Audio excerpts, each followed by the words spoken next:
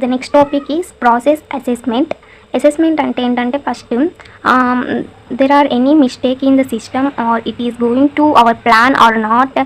What about the efficiency ante manam assessment ante mana assessment అంటే ఏంటంటే మన ప్లాన్కి తగ్గట్టు అది జరుగుతుందా లేదా ఏమైనా మిస్టేక్స్ ఉన్నాయా, ఏదైనా మిస్టేక్స్ ఉన్నాయా, మరి ఎఫిషియన్సీ ఏంటి, దాని ఎఫిషియన్సీ ఎట్లుంది, ఎట్లా జరుగుతుంది అనే దాన్నే అసెస్మెంట్ అంటాం. ఓకేనా.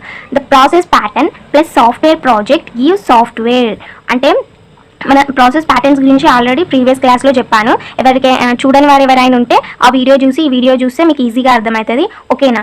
ఈ process patterns plus projects give software, మనకి సాఫ్ట్వేర్ అనేది వస్తుంది అన్నట్టు. ఈ ప్యాటర్న్స్ ప్లస్ సాఫ్ట్వేర్ ప్రాజెక్ట్ మీరు ఎగ్జామ్లో ఇట్లా ఈజీ వేలో రాస్తే వాడికి ఓన్లీ పైన చూస్తారు మనకి ఎగ్జామ్లో. ఓకేనా. సో ఇలా అర్థమయ్యే విధంగా రాస్తే మనకి ఈజీగా మార్క్స్ వచ్చే ఛాన్స్ ఉంటుంది, మార్క్స్ గెయిన్ చేయడానికి.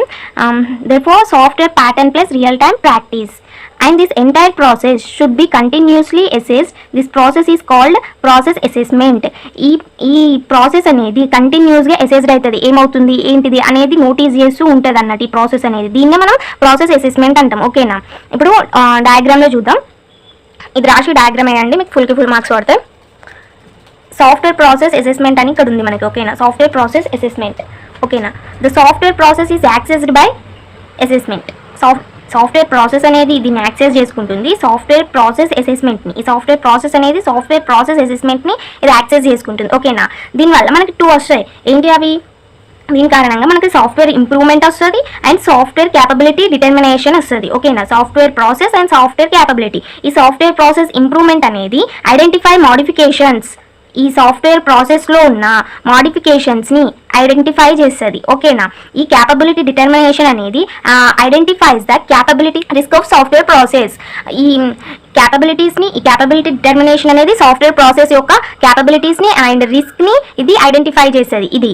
ఇదేమో మోడిఫికేషన్స్ని ఐడెంటిఫై చేస్తుంది. ఓకేనా. Number of different approaches to software process assessment have been processed over the past few డికోడ్స్.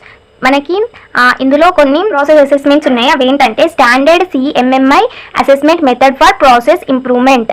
Methods ఉన్నాయి మనకి 4 మెథడ్స్ ఉన్నాయి. ఓకేనా. స్టాండర్డ్ CMMI అంటే మనకు తెలుసు, క్యాపబిలిటీ మెచ్యూరిటీ మోడల్ ఇంటిగ్రేషన్ అన్నట్టు.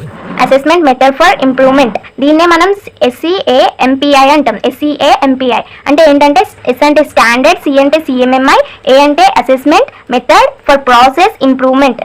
మీకు గుర్తుంటాలంటే దీన్ని స్కాంపై అనుకోండి. ఓకేనా. ఓకేనా. స్కాంపై ఏంటి? Standard CMMI assessment method for process improvement. ఓకేనా. స్కాంపై.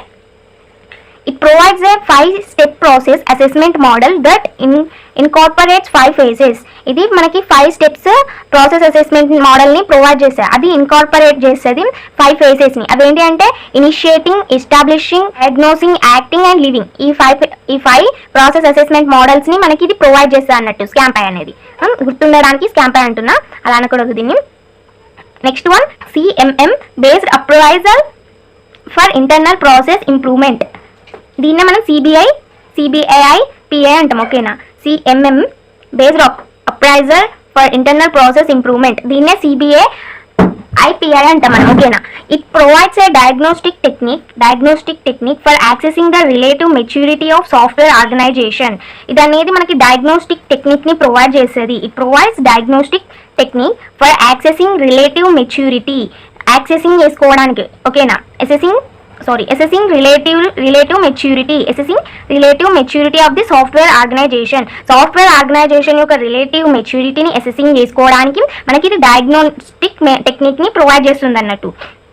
ఓకేనా. Next SPI CE. The SPI CE ISO IEC 5504 కొంచెం డిఫరెంట్గా ఉన్నాయి. ఈజీ వేలో మీకు అర్థమయ్యే వేలో గుర్తుపెట్టుకోండి. It defines a set of requirements. ఇది సెట్ ఆఫ్ రిక్వైర్మెంట్స్ని డిఫైన్ చేస్తుంది. It defines a set of requirements. ఓకేనా. ఫర్ సాఫ్ట్వేర్ ప్రాసెస్ అసెస్మెంట్ ఇది ఏం చేస్తుంది? డిఫైన్ చేస్తుంది సెట్ ఆఫ్ రిక్వైర్మెంట్స్ని. దేని కొరకి? సాఫ్ట్వేర్ ప్రాసెస్ అసెస్మెంట్ కొరకి. Intent of the standard. Intent అంటే ఏంటి? పర్పస్. వాట్ ఈస్ పర్పస్ని ఇది తెలియజేస్తుంది అన్నట్టు. Of the standard is assist organization in developing on objective evaluation of the efficiency any defined software. ఓకేనా. Next ISO 9001 to 2000 for software. It is a generic standard. ఇది ఒక generic standard అన్నట్టు that applies to any organization that wants to improve over quality of product. ఇది ఒక generic standard అన్నట్టు that applies any organization. ఇది ఏ organization కన్నా apply చేస్తాం. That wants to improve over quality of product యొక్క over క్వాలిటీని ఇంప్రూవ్ చేయాలనుకుంటుంది. సరేనా?